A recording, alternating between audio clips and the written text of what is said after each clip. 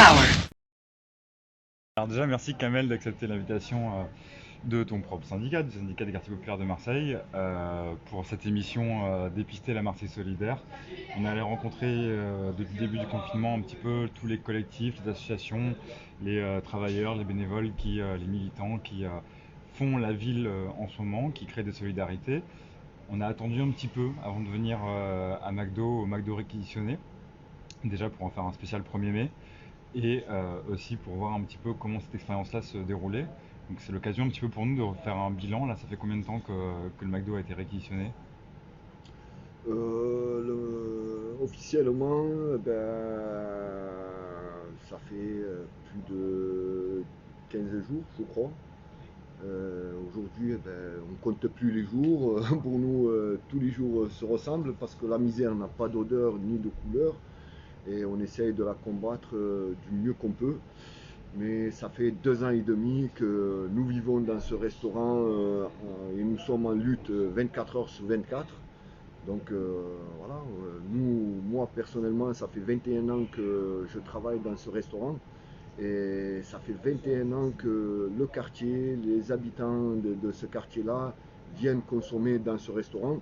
Et je ne peux pas oublier ce quartier, ses habitants, parce que c'est grâce à eux pendant 21 ans que j'ai pu gagner ma subsistance.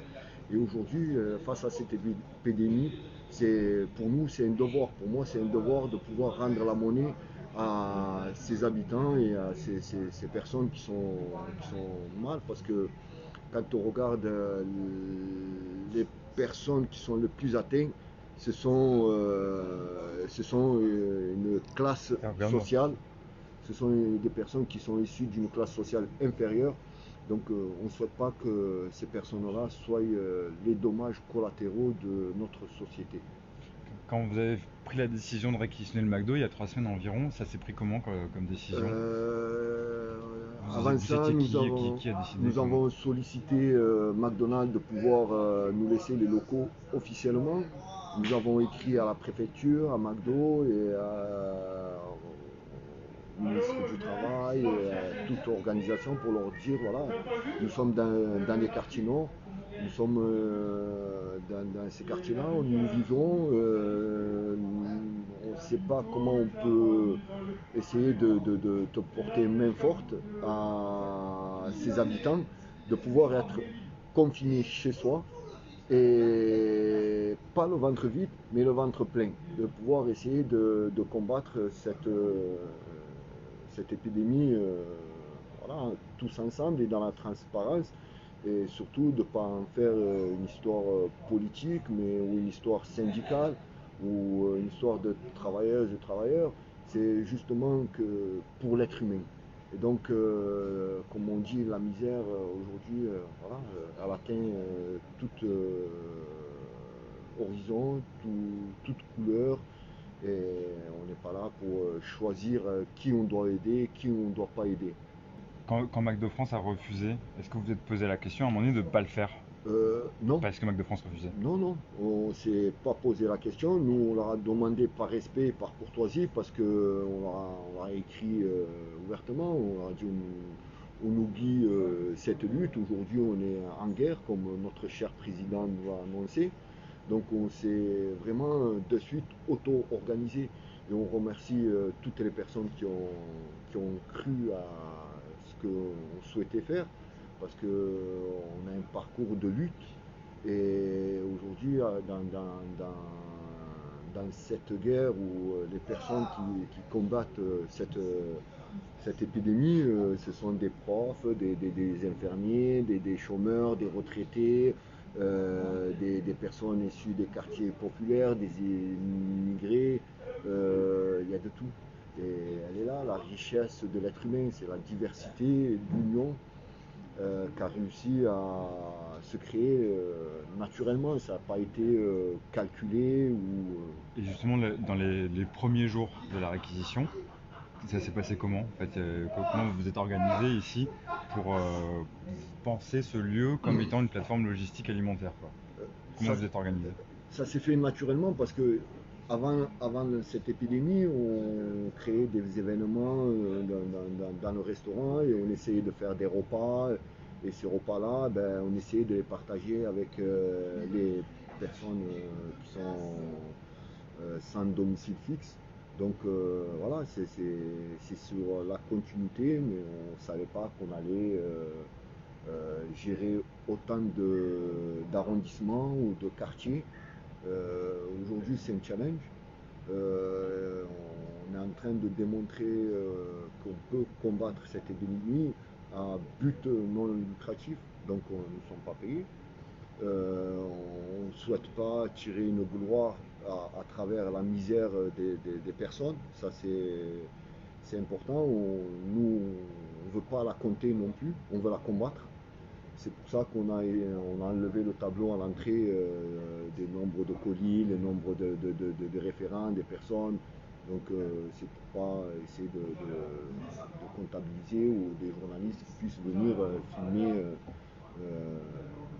cette misère. Eh ben, on s'est dit voilà, aujourd'hui on est là et on essaye de pouvoir faire de notre mieux. Et on a une petite métaphore parce que nous avons des aides de personnes. On prend l'exemple du oiseau. L'oiseau, quand il quitte son nid, le ventre vide, il ne sait pas où il va aller chercher sa subsistance et il rentre le ventre plein.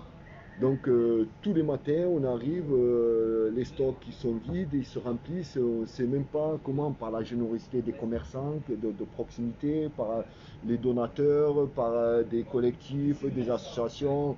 Tout le monde joue le jeu. Et ce qui est important pour nous, quand il y a des référents de collectifs ou des associations qui viennent préparer les colis pour nous, ils ne préparent pas leur colis, mais ils préparent le colis de leur prochain. Parce que leurs colis à eux, on les a déjà préparés le soir. On essaye de tourner 24 heures sur 24 presque, pour pouvoir essayer d'arriver ou subvenir ou satisfaire le plus grand nombre de personnes. Donc Il y a un truc que tu as dit tout à l'heure sur le fait que ce soit quand vous avez eu McDo France, vous leur avez dit c'est bon, on met de côté la lutte 2 secondes, là il y a une guerre à mener. Moi, il y a un truc aujourd'hui qui m'a surpris en bien. J'ai rencontré un monsieur qui était là-bas, je me souviens plus de son nom, qui me racontait qu'il venait d'obtenir de Panzani une livraison de 750 kilos de pâtes, je crois. Et qu'en fait, ces entreprises privées-là, il y a quand même un truc qui est hyper paradoxal en ce moment. On a des entreprises privées, des grands groupes privés comme Panzani, qui sont là pour faire des bénéfices, qui ne sont pas des œuvres caritatives, très très loin de là, qui aujourd'hui font confiance à un groupe d'habitants et de salariés militants qui l'assument totalement pour organiser leur redistribution et qui gratuitement donnent ces denrées. Ils font plus confiance à des salariés en train de le faire qu'à peut-être, je sais pas, eux-mêmes, à l'État. C'est assez surprenant comme situation quand même, non? oui, je pense qu'on a passé presque 2 années de lutte et à travers les collectifs comme Maison Blanche, que le 5 novembre et pas mal d'autres collectifs qui sont sur le terrain, qui ont réussi à prouver leur crédibilité et essayer de pouvoir aider son prochain. Et je pense que voilà, il y a quand même dans ces grosses entreprises des êtres humains et ces êtres humains-là ne réfléchissent pas à leur profit, mais c'est plus voilà, d'aider leur prochain. Bien sûr, quand on voit un patron, c'est bien qu'il gagne de l'argent, mais à travers cette épidémie, alors on mis l'émetteur et le récepteur au même niveau. Se dire que sans nous, ils ne peuvent rien faire. Donc c'est ça qui est malheureux chez McDonald's. On leur a dit, voilà, on essaiera de redorer votre blason de la meilleure manière et on essaiera de ne pas vous décevoir. Parce que le QSP, nous, on le maîtrise. Le QSP, c'est qualité, service et propreté. Donc c'est ce qu'on a essayé de mettre en place. Donc on a eu du mal à faire démarrer la machine. Pour nous, c'est une machine de guerre qui a été mise en place par la solidarité humaine. Et cette machine de guerre, on a utilisé notre expérience à travers toutes ces années qu'on a réussi à acquérir et de servir le client le plus rapidement possible avec le sourire. Donc on a reproduit ce cheminement, mais à travers des colis alimentaires. Et sans Donc, patron. et sans patron, sans patron, sans salaire, sans... c'est ça qui est, et avec la richesse humaine et la solidarité. Et ça, c'est pour moi, je le prends comme une leçon de vie, personnellement. Et je pense que ça pourrait inspirer pas mal d'autres personnes qui souhaiteraient aider son prochain et pouvoir. Est-ce que tu as eu des retours là de collègues de McDo d'ailleurs Énorme. Eh ben, des camarades d'Argentine. Ouais. Il y a eu, on est passé aux informations. Ils nous ont diffusé aux informations hier, je crois, sur une chaîne nationale qui se trouve en Argentine, pour essayer de dénoncer que McDonald's a ouvert ses portes, a baissé les salaires des salariés et exploite les salariés. Si les salariés ne peuvent pas, s'ils se rebellent, eh ben, ils sont licenciés. Donc ce qu'on est en train d'essayer de leur faire comprendre, nous ne sommes pas des chiffons grilles ou des serpillères. Quand on nous utilise jusqu'à l'usure, une fois qu'on est usé, on nous jette à la poubelle. Se dire aujourd'hui, nous sommes des êtres humains, nous souhaitons vivre, mais vivre dans la dignité, pas dans le profit au détriment de l'être humain. Comment il s'appelle? Le président McDonald's France, qui est Naufel Travelsi, lors d'une interview dans un journal ou qui dit dans McDonald's France, il y a France. Et nous, aujourd'hui, Petit Bras, on leur prouve qui est cette France. Cette France-là n'est pas travailler ici, vivre ici et évader notre richesse.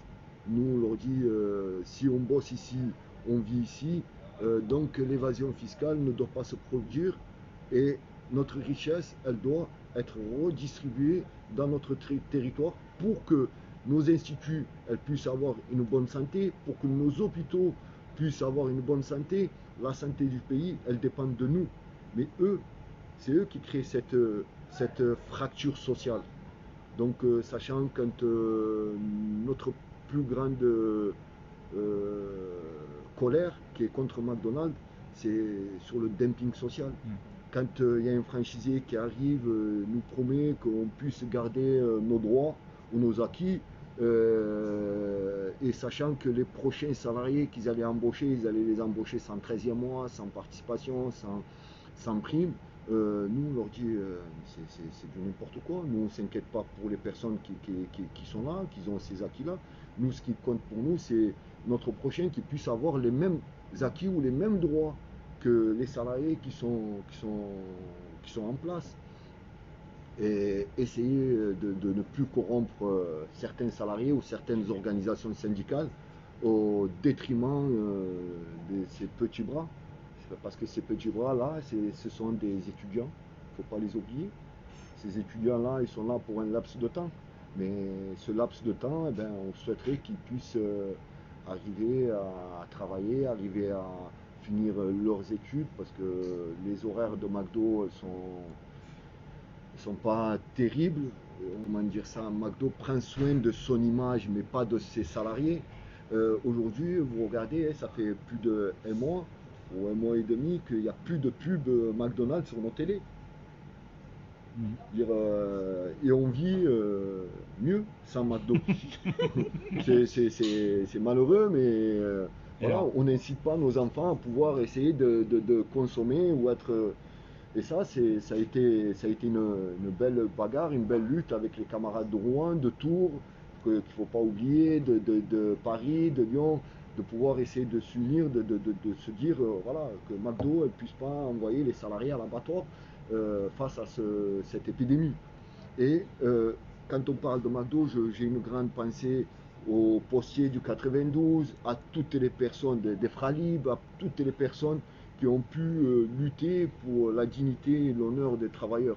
Et ça, quand on regarde l'historique du syndicalisme, du syndicat, comment il a commencé le syndicat, il a commencé pas que pour les travailleuses et les travailleurs, Il a commencé quand ils se sont révoltés, c'est pour la dignité de l'être humain, contre la pauvreté, contre l'exploitation, contre pas mal de choses. Et après, bon, malheureusement, le pouvoir a réussi à soudoyer, corrompre certains êtres humains qui font partie de certaines organisations syndicales pour détruire le code du travail, pour détruire les travailleuses et les travailleurs, pour essayer de nous mettre dans une ligne de conduite d'un exploitation ou de pouvoir faire de l'esclavage moderne. Et à la place de cette exploitation ici, à Saint-Barthélemy, à la place de McDo France, qu'est-ce qu'il pourrait y Nous, avoir? Tu as cité Frali tout à l'heure. Frali, pour nous, c'est un honneur de les recevoir. Hier, on les a reçus, nous ont offert leur thé, nous ont fait des dons de pouvoir mettre le thé 1336 jours de lutte dans les colis des pauvres personnes qui sont les plus démunies. Ça, c'est une solidarité énorme. Et se dire qu'ils ont ouvert la brèche. Ils nous ont montré une ligne de conduite de pouvoir se dire, nous en tant que travailleurs et travailleuses, on peut s'auto-organiser et pouvoir s'imprégner de nos lieux de travail et essayer de pouvoir nous en sortir tous ensemble, de combattre pour pouvoir ramener notre subsistance et donner la joie de vivre à pas mal de familles et vendre leurs produits qui est sain, qui est produit par cette région, par ses salariés. Et après, de l'autre côté, quand on regarde l'usine sucrière, le sucre de Saint-Louis, qui porte son nom, que cette usine a fermé, pour nous, c'est un drame. C'est un drame. Pourquoi? Premièrement, pour une usine symbolique qui est connue mondialement parce qu'elle livre ses sucres dans l'Europe, voire dans le monde, qui a fermé, qui est dans un quartier populaire. C'est-à-dire une fois que l'usine elle ferme, plus de travail pour cette zone géographique. Voilà, c'est vraiment triste et se dire comment pouvoir combattre ce système qui ne puisse pas mettre leur profit au détriment de nos vies. Et alors, tu as parlé de solidarité. Moi, j'ai un autre message de solidarité. Tu as parlé de Fralive qui est venu hier. C'est un message de Marco, qui est un camarade napolitain que tu as déjà rencontré à Toulouse, Ah oui, qui est l'un des militants de italien. ouais, l'un des militants de l'ex-OPJ, qui est un centre social à Naples que moi j'ai fréquenté à une époque, et qui a un petit message, un long message de solidarité à te transmettre. Je m'appelle Marco Morra, je suis un activiste de la Maison du Peuple de Naples, ex-OPG, un bâtiment, un vieux hôpital psychiatrique d'État qui on a occupé, un groupe d'activistes a occupé il y a 5 ans dans une sorte de réquisition populaire d'un bâtiment public qui n'était pas utilisé, pourtant était un bâtiment qui pouvait être utilisé pour créer des espaces de haute organisation populaire de solidarité où actuellement il y a des centaines d'activistes ou bien de bénévoles qui organisent, qui organisent des activités de soutien légal des migrants ou bien des travailleurs à noir, des travailleurs précaires de la ville, ou bien aussi des activités culturelles et artistiques. Dans ces moments, on fait quelque chose de très proche à ce qui les activistes du McDo de Marseille réquisitionnés font dans ces moments. C'est-à-dire, notre Maison du Peuple à Naples est devenue un centre, une plateforme d'organisation de la distribution des biens alimentaires aux classes populaires les plus démunies. Donc, quelque chose de très proche qui me permet d'exprimer une interprétation commune à ce qu'on fait à Naples et à Marseille dans ces moments, et de dire que l'activité des activistes du McDo de Marseille est exemplaire dans ces moments et bien évidemment à reproduire et à généraliser. Parce que là, on est en train de créer quelque chose de nouveau.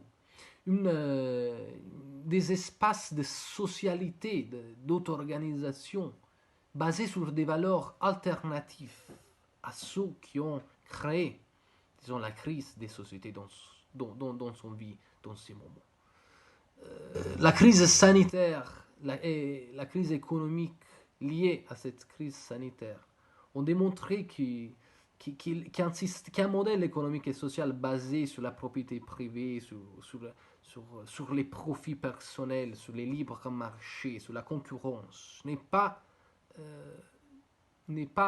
capable de créer le bien-être de toute la population, n'est pas capable de créer une société égalitaire, voire et même d'obstacle à l'égalité parmi les gens et au bien-être de tous les gens, de tous les peuples, disons,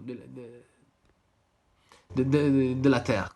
Donc, dans ces moments, ce qu'ils ont fait, je pense, de pouvoir dire à Naples et à Marseille, c'est de créer un réseau social qui est en soi-même une nouvelle société, qui est l'anticipation d'un monde nouveau basé sur d'autres valeurs, sur les valeurs de la solidarité, de l'égalité, du sacrifice individuel pour la communauté. C'est-à-dire sur des valeurs complètement opposées à ceux de la société dans laquelle on vit. Après, il nous dit ce que vous créez là à McDo ou à l'Exopédie à Naples, il va plus loin en fait que juste la question de la réquisition et de produire autre chose.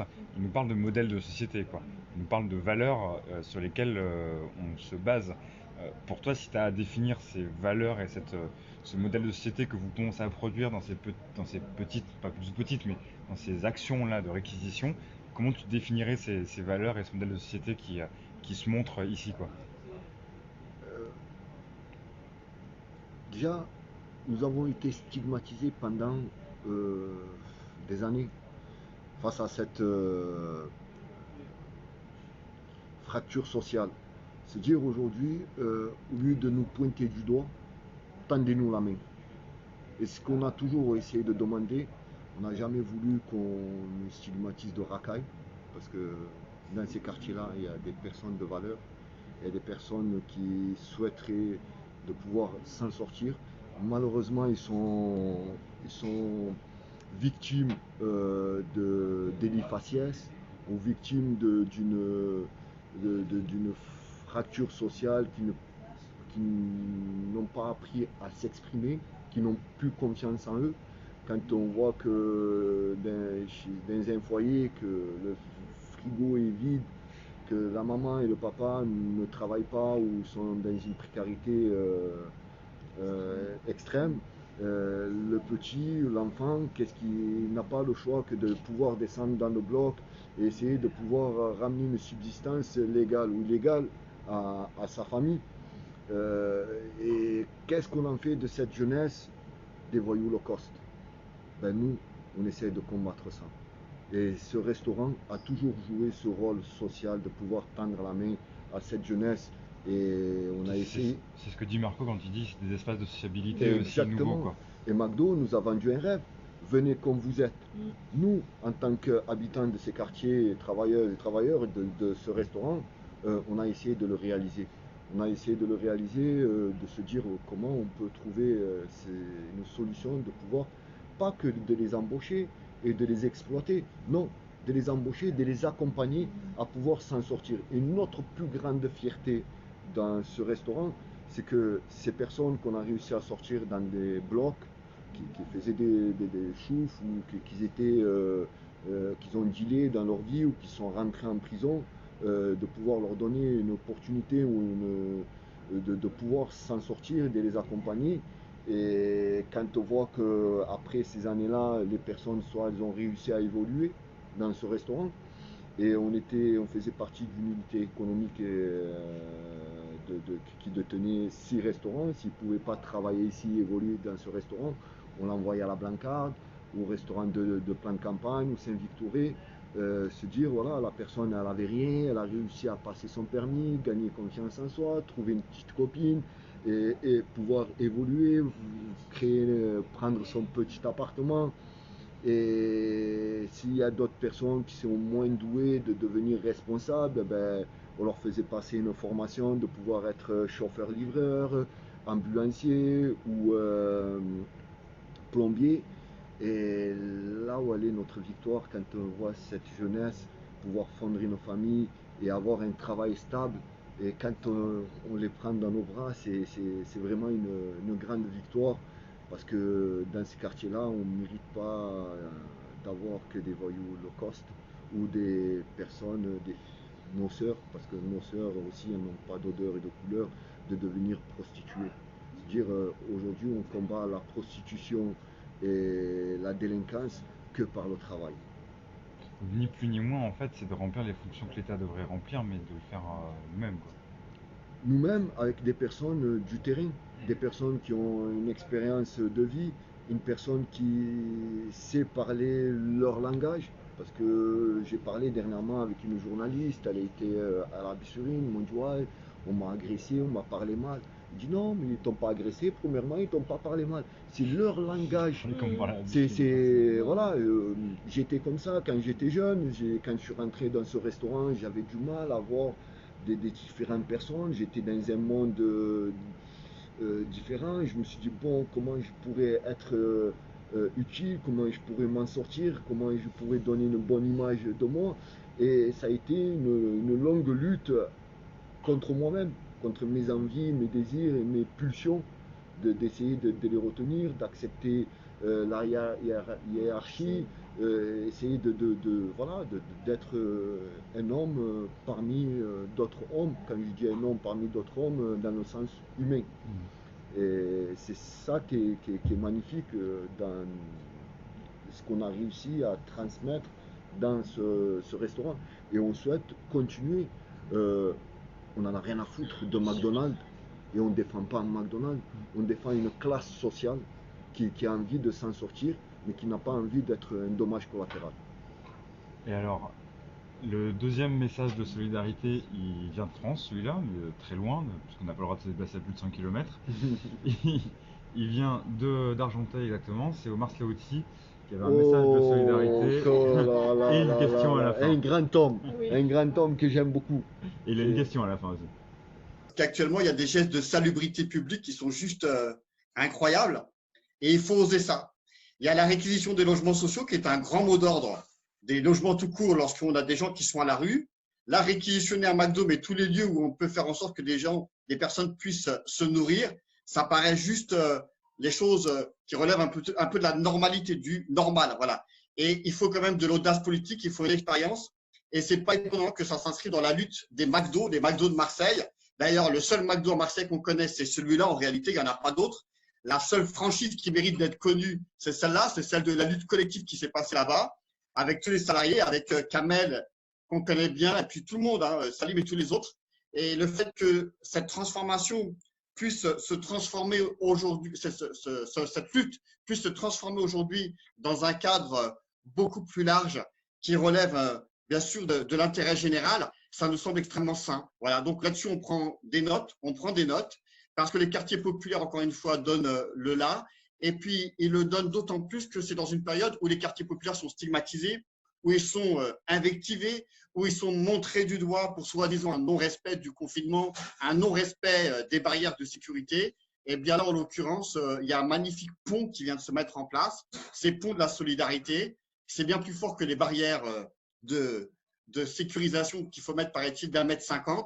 Là, ce sont des ponts humains, des ponts de solidarité à la fois humains et de solidarité politique, j'ai envie de dire, qui méritent d'être connus. Donc voilà, on prend des notes. Je crois savoir que vous avez eu des journalistes du monde entier qui sont venus vous voir, y compris des journalistes chinois.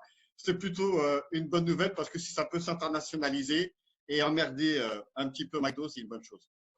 Merci beaucoup Omar pour ce mot. Et tu parlais de pont justement. C'est un petit peu le but de notre émission, c'est de dresser des ponts entre les quartiers marseillais, mais aussi entre les quartiers de Marseille d'ailleurs, d'autres villes de France, d'autres villes de Méditerranée. Est-ce que toi, tu as une question peut-être à poser aux copains, un message particulier à faire?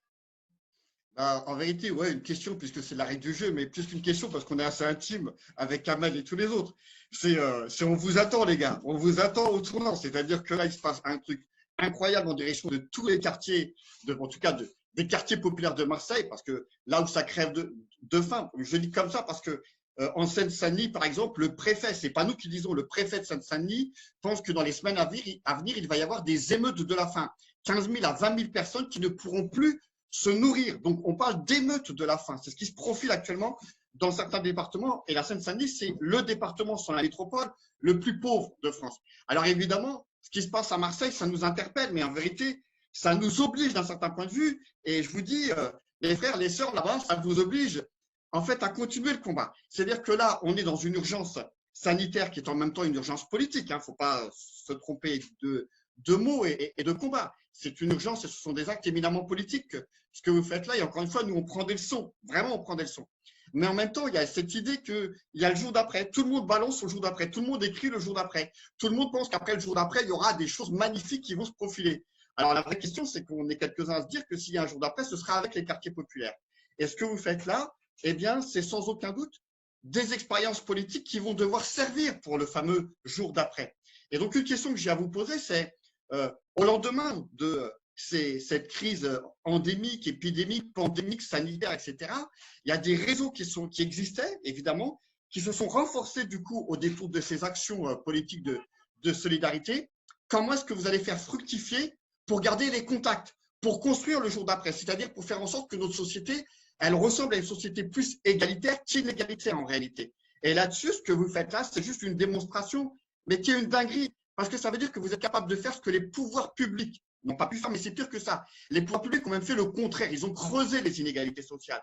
Et vous faites tout pour combler le fossé. Et notamment, je disais, le fossé humain, le fossé de solidarité entre ceux et celles qui parfois sont coupés, marginalisés dans la société, dans tous les sens du terme. Alors la vraie question c'est, et après, qu'est-ce qu'on fait? On est, mettons, en janvier 2021, on a trouvé le vaccin, on a fait en sorte qu'on puisse sortir à peu près par l'eau de cette pandémie. Je dis à peu près parce que c'est pas vrai, il y aura des milliers, des dizaines de milliers de morts avec ce que le gouvernement est en train de préparer, voire plus. Mais après, en janvier 2021, qu'est-ce qu'on fait de tout ce réseau-là? Comment est-ce qu'on le met en marche pour construire ce fameux jour d'après? C'est sans doute une question de ouf. Je m'excuse parce qu'en fait, vous êtes en même temps dans l'action, dans la situation très aiguë, dans l'urgence. Et là, c'est une question sans doute qui va se déployer dans le temps. Mais je crois qu'il faut avoir des coups d'avance, comme dirait l'autre.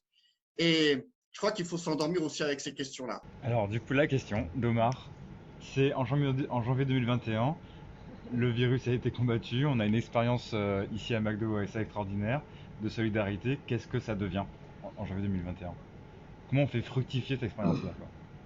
C'est dire que aujourd'hui, de faire prendre conscience aux responsables, à ceux qui se battent pour pouvoir s'asseoir sur une chaise et gouverner l'être humain, de se dire face à cette épidémie, face à cette expérience que pas mal de collectifs essayent de s'auto-organiser. Premièrement, vous êtes responsable pas que du matériel, de l'argent et des biens, mais des personnes aussi, qu'il ne faut pas oublier. Et ces personnes-là qui veulent s'asseoir sur une chaise et surfer sur la misère humaine, il va falloir qu'ils puissent se remettre en question. J'ai vu moi les élections un peu qui sont passées, tout le monde a commencé à se tirer un peu dessus, se dire moi je suis capable, mais j'ai remarqué qu'il n'y a pas une seule personne qui était capable de pouvoir rentrer dans un quartier seul et essayer de traverser le quartier du point A au point Z. Donc, mais par contre, ils sont en capacité de pouvoir gérer un arrondissement, ils sont en capacité de pouvoir gérer une ville, voir un département et voir un pays. Il va falloir qu'ils reviennent à la raison et qu'ils se disent... En janvier 2021, ils sont revenus à la raison, tu vois? Non, ils ont pris une leçon de vie. Une leçon de vie parce que un microbe a arrêté l'économie. Et aujourd'hui, comment ils veulent relancer l'économie? Ça, nous, ils ne peuvent pas le faire. Parce que les... Comment on les appelle? Les premiers de corvée?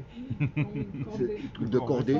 De cordée, ils font du télétravail, ils se préservent. Pourquoi nous, on ne se préserverait pas?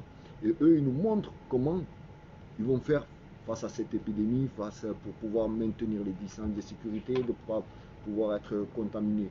Ils nous envoient à nous au charbon, ils nous obligent de pouvoir travailler, mais eux, ils se préservent et préservent leur famille.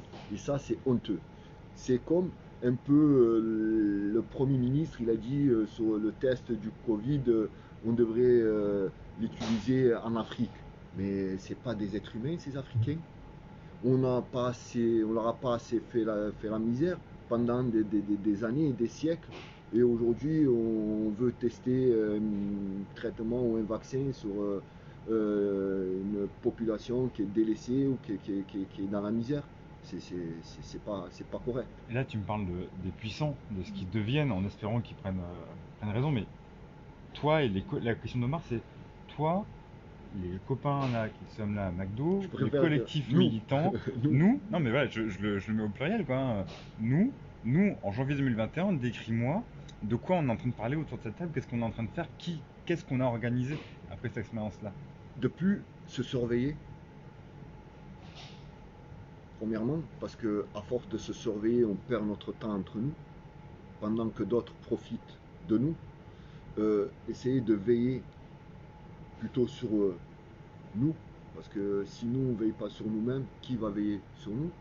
Et aujourd'hui, on est en train de prouver que notre force à nous, c'est nous. Et qu'il ne faut pas oublier que notre faiblesse à nous, c'est nous. Merci beaucoup, Kamel. Je te souhaite un bon 1er mai. Merci aussi. Et je vais essayer de finir par une phrase que ça fait 1 mois et demi que je suis privé de ma future demeure. Parce que quand j'ai un peu les pieds qui commencent à décoller du sol, j'essaie d'y aller visiter ma future demeure pour me faire, pour une seule raison, de me dire que je ne suis qu'un être humain. C'est quoi ta future demeure? Le cimetière. Nulle âme n'échappera à cette future demeure. Donc je visite souvent ma future demeure pour me rappeler que je suis qu'un simple être humain. Merci Kamel. Merci.